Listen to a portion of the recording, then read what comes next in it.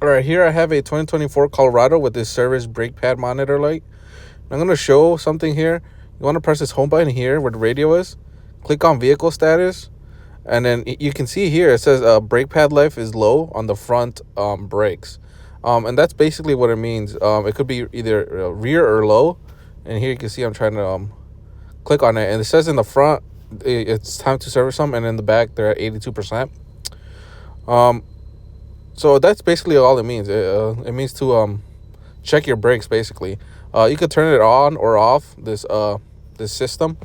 Um, I don't know why you would do that, but up to you. So basically on this car, the sensor is on the left front for the front brakes, and this is the sensor right here.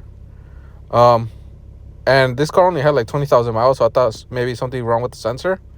So what I did was I ended up taking off the tire, and this is what the back of that sensor looks like, because it looked like maybe the pad was thin, and it did end up being that it just needed brakes.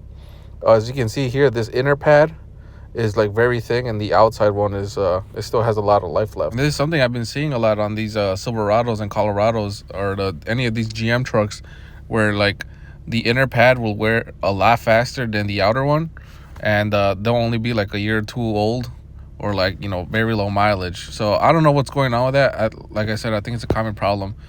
But the sensor on the front is on the left front, and then the sensor on the rear is on the left rear. So if you have that warning on your dash, basically all it means is to check your brakes. So if you have any questions, just let me know and I'll try to help you out.